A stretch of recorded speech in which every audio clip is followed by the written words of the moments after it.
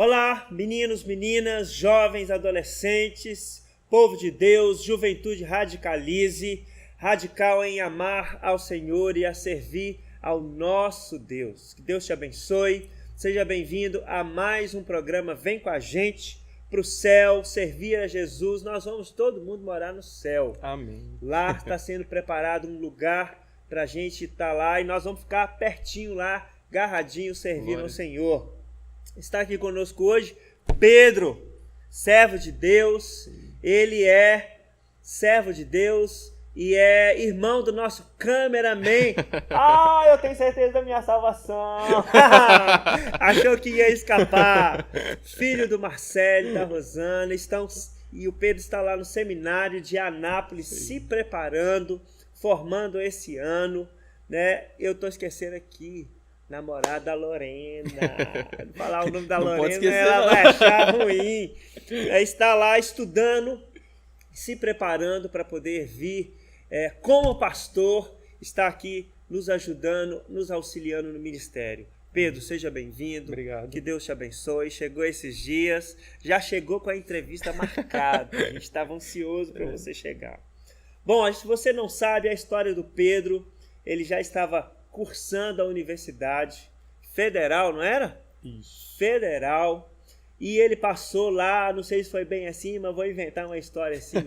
Sem dormir, sem comer, de madrugada aceso, porque ele estava ouvindo a voz do Senhor. É mais ou menos isso mesmo. O Senhor estava requerendo você para o ministério. E é diferente de muita gente que não consegue passar no vestibular e falar, acho que Deus está me chamando para o seminário. O Pedro não, o Pedro já estava lá servindo, estava estudando e ouviu uma voz o chamando. Conta para nós como foi essa história. Pois é, essa foi uma decisão assim, um pouco difícil de tomar, mas ao mesmo tempo muito acertada. Qual curso você estava fazendo? Eu fazia, à época, Engenharia Civil na Universidade Federal de Viçosa, né? Uhum. Eu digo que foi difícil de tomar a decisão, não em si pela decisão, porque eu já tinha muita certeza do que eu queria, né? Eu tinha muita convicção de que eu não estava no caminho certo, assim, que era para eu estar, né?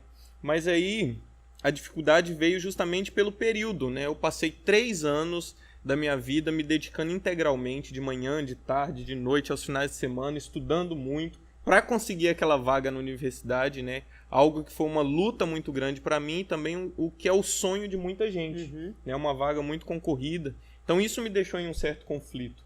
Quando eu ouvi a voz de Deus me chamando para o ministério, na verdade não foi uma novidade para mim, porque essa vocação eu já sentia esse desejo desde a infância mesmo.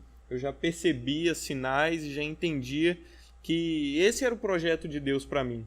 Mas eu pensei que poderia ser adiado um pouquinho para eu concluir meus sonhos, projetos pessoais, né? Mas não foi bem assim. Jonas? Parece um pouco. Mas aí, quando eu cheguei na faculdade ali, eu fiz 1 ano de engenharia civil, né? 2 períodos. E logo de cara eu já percebi, apesar de gostar muito do curso, apesar de gostar muito do que eu estava fazendo ali, eu entendi que não era bem o caminho certo. Então foi um período de conturbação, assim, dentro de mim, um período de, como você falou mesmo, né? Muitas noites sem dormir, dificuldade para alimentar e tudo, com essa dúvida, né? O que eu deveria fazer, se era, né, a vontade do Senhor mesmo que eu largasse aquilo ali, até que em um determinado momento eu tomei a decisão bem consolidada na minha mente e fui buscar então os meus pais, pastor e tudo, para tomar essa decisão de ir ao seminário. A gente sabe que o seminário é uma casa de profetas, né? E ali o Senhor moe, o Senhor transforma, né? Períodos de oração, estudos intensos e em tudo que você já viveu, né? Um pouco dessa dificuldade que a gente sabe que todo seminarista passa, além dos estágios. Aonde você está hoje, quase formando? Se você tivesse que tomar a mesma decisão, né, hoje você tomaria? Com certeza, certamente, porque eu vi desde o princípio como as coisas começaram a caminhar, a se desenrolar, que eu estava fazendo a vontade de Deus, né? E isso para mim me trouxe muito conforto, muita segurança, né? Porque Romanos 12:2 já nos diz, né, que a vontade de Deus é boa, agradável e perfeita.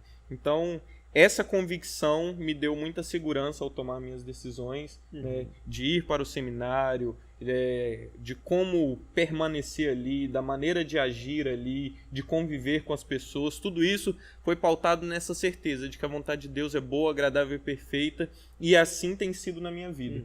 O que eu tenho experimentado ali, o crescimento, o conhecimento que eu tenho adquirido é algo que não tem explicação.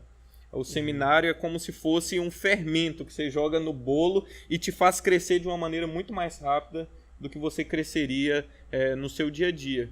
Porque ele é um período muito intenso de estudo, de oração, de dedicação à palavra de Deus e também aos relacionamentos interpessoais, né? Pense você viver com mais 25 rapazes ali o dia inteiro convivendo com as diferenças, com as diversidades, né? Tem gente do Brasil inteiro ali. Então, para mim, isso foi uma experiência muito marcante, muito interessante, de crescimento, e eu tomaria essa decisão quantas vezes fosse necessário. Agora uma perguntinha fora do nosso roteiro aqui, Pedro. A comida do seminário é boa? Como que dá vontade de dar uma fugidinha, saudade da comida da mãe? Como Com que certeza. Não, igual a comida da avó e da mãe não tem, não existe, não adianta, né? Mas é uma comida muito boa, graças a Deus, assim, não tenho o que reclamar, né? Apesar do goiano gostar de umas coisas que a gente não é muito chegado aqui em Minas, né? O pequi mesmo, eu não consegui adaptar com aquilo, não. Nossa, eu também não gosto, não. Meu pai gosta. Pedro, eu quero fazer uma pergunta dividida em duas partes. Sim.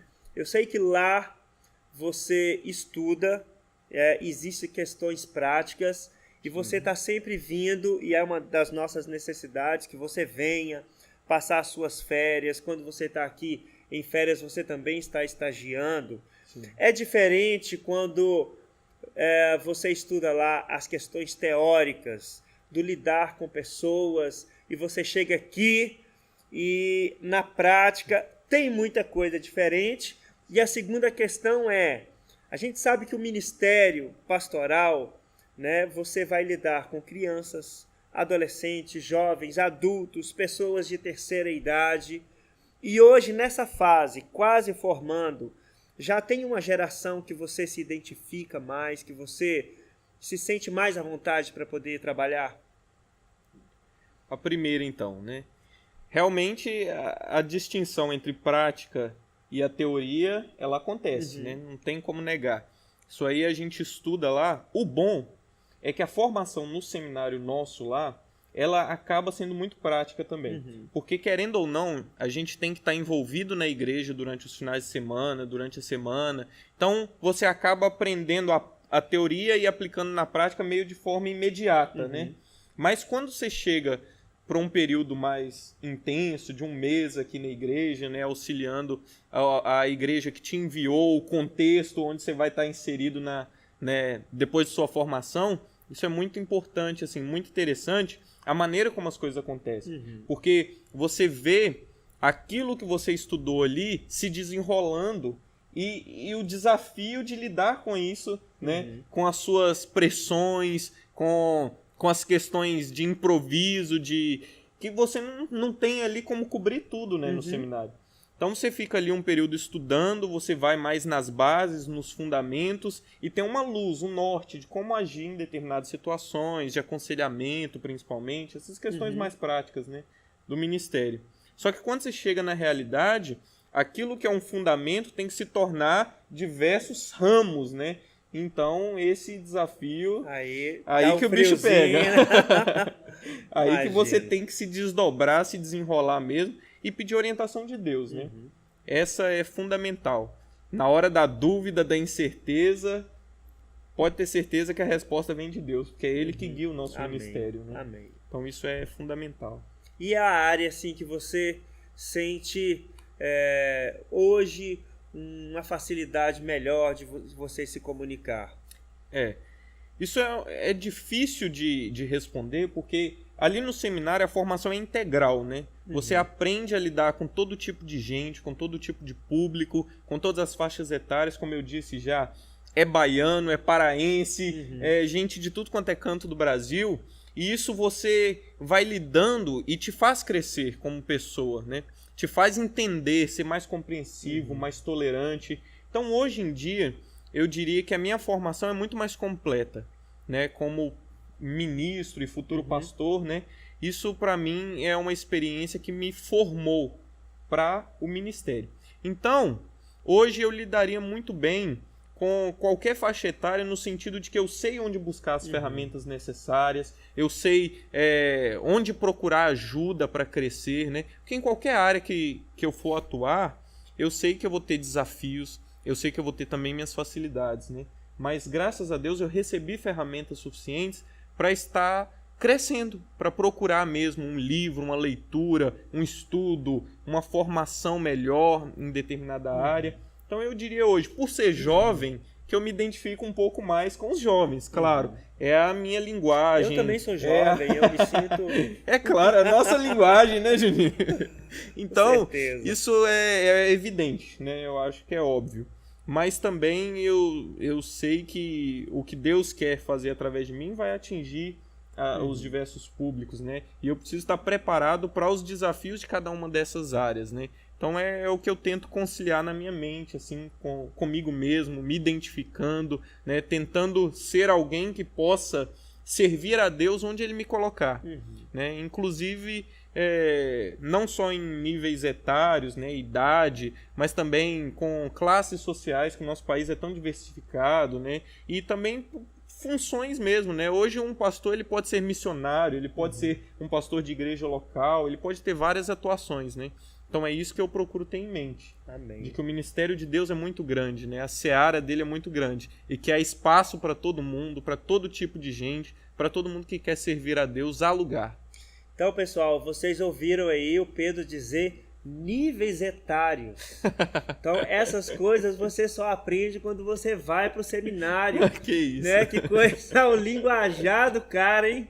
Que bênção, olha. Filho de advogado, né? Não tem jeito. Você viu aqui como que Deus faz a obra na nossa vida. O testemunho do Pedro, quando o Senhor nos chama, você precisa ter duas coisas. Você precisa dizer sim para Deus e ter coragem de aceitar aquilo que Deus tem para a sua vida. O Pedro, 3 anos estudando, já há 1 ano fazendo engenharia civil na Universidade Federal, e ele disse sim para a voz do Senhor e teve coragem de, no bom sentido, de encarar a família. Talvez as pessoas poderiam ter chamado ele de louco, né? Deixando uma vaga em uma universidade federal. Mas ele tem uma coisa que é inexplicável, que é a paz de Deus no seu coração, porque ele tem certeza de estar no caminho que o Senhor tem para ele. Pedro, muito obrigado. Eu que agradeço. Tá? Nós vamos passar esse tempo juntos aqui no final do ano.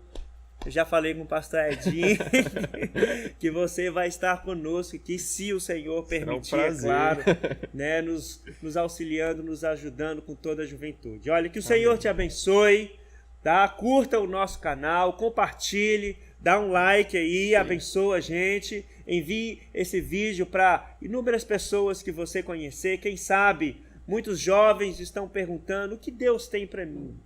Né? E leve esta mensagem. A gente precisa dizer sim e ter coragem para seguir o Senhor. Amém. Pedro, que Deus te abençoe. Amém. Até a próxima. Vem com a gente para o céu. Em nome de Jesus. Deus te abençoe. Amém. Até mais. Até mais.